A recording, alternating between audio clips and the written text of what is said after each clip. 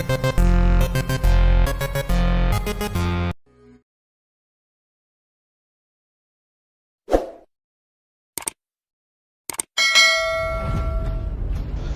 साथियों।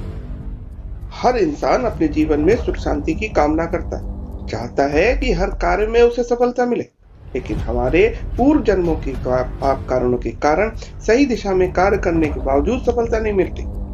मैंने कभी भी ज्योतिष को केवल धन कमाने का मार्ग नहीं समझा। मैं बस लोगों की निस्वार्थ सेवा करना चाहता हूँ और कुछ नहीं।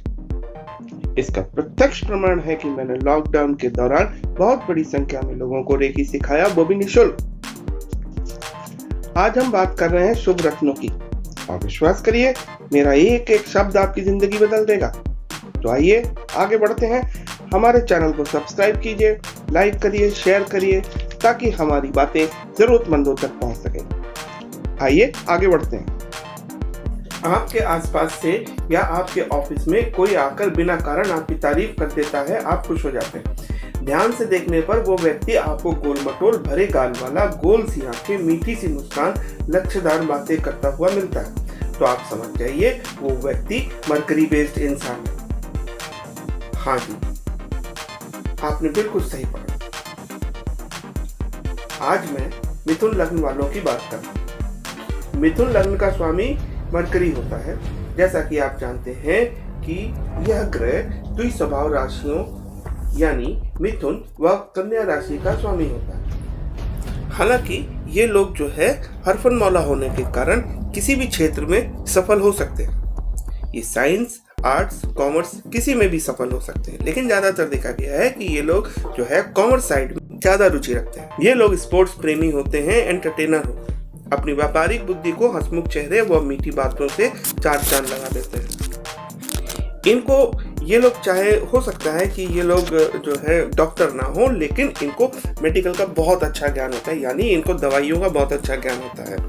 आप देखिएगा इन लोगों को अक्सर ऐसे जो है खास तौर से जो है महिलाओं में मैंने देखा है कि ये लोग जो होते हैं मेडिकल के प्रति इनकी रुचि रहती है। तो हो सकता है ये डॉक्टर ना बन पाए, मगर इनको मेडिसिन का ज्ञान बहुत अच्छा होता है। अपनी सेवा करते हैं, अपने घर पे लोगों की सेवा करने के साथ साथ ये लोग समाज की सेवा भी करते हैं। ये लोग अच्छे लेखक होते हैं, लेकिन हो सकता है कि ये जो है सौम्य बुद्धि के कारण ये उस क्षेत्र में बहुत ज़्यादा जो है सफल ना हो पाए। सौम्य बुद्ध जो होता है वो बहुत नॉलेजेबल होता है, लेकिन ऐसा देखा गया है कि वो लोग जो है तीक्ष्ण बुद्धि नहीं रखते हैं कि किस तरीके से सोसाइटी में जो है अपने आप को एक्सप्लोर किया जाए। इसी वजह से ये लोग कुछ पीछे रह जाते हैं। ऐसा अक्सर देखा जाता है कि ठंडे स्वभाव के कारण कभी कभी ये लोग जो है काम शक्ति से महरूम रहते हैं। अपितु ये कामुक बहुत होते हैं, लेकिन अपनी जो है काम शक्ति को ये ठीक से उपयोग नहीं कर पाते। इनका अस्थिर स्वभाव इनको कई बार जो है बहुत बड़ी मुसीबतों में डाल देता है। कई बार ये लोग अपने कमिटमेंट को पूरा नहीं कर पाते हैं। जहाँ एक और बुद्ध जो है नॉलेज का वो होता है, सिग्निफिकेटर होता है, वहीं द्विस्वभाव ग्रह होने के कारण आपको बातों में उलझाकर आपका नुकसान भी कर सकता है। जो आपको ये दिखाएंगे कि वो आपसे बहुत दिन बाद मिले हैं, मगर वो हर पल आपको याद करते हैं और आपको आपके बिना वो रह ही नहीं पाते। वो आपको बहुत अच्छे से फॉलो करते हैं, लेकिन सच कुछ और होता है। वो ना तो आपको याद करते हैं, ना तो आपके बारे में सोचते हैं। बस केवल अपनी बातों के रसगुल्ले से आपका मुंह मीठा करा देते हैं और आगे बढ़ जाते हैं। असल में ये लोग जल्दी किसी से रिश्ता तोड़ना नहीं चाहते।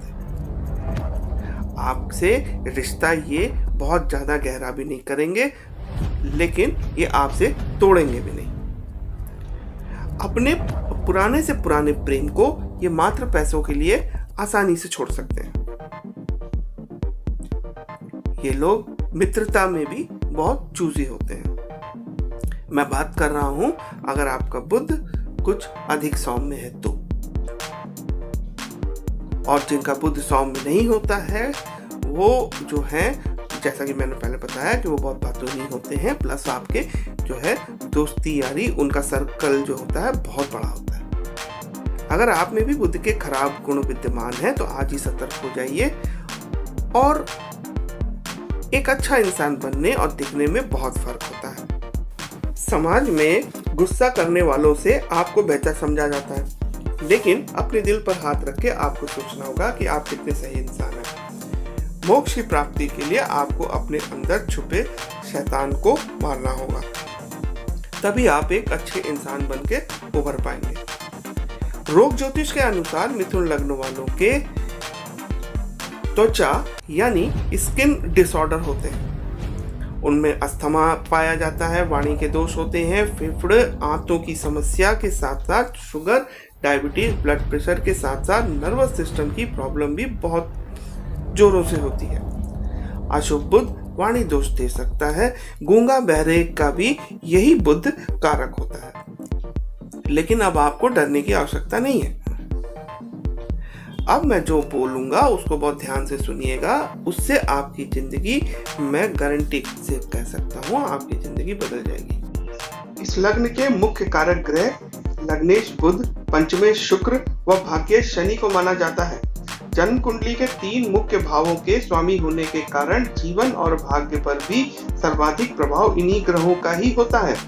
हमारे अनुभव अनुसार पन्ना, हीरा, नीलम को अथवा इनके उपरत्न को शुद्ध सोने में या चांदी में अगर आप धारण करते हैं अंगूठी के रूप में या लॉकेट के रूप में तो बहुत अच्छा रहता है।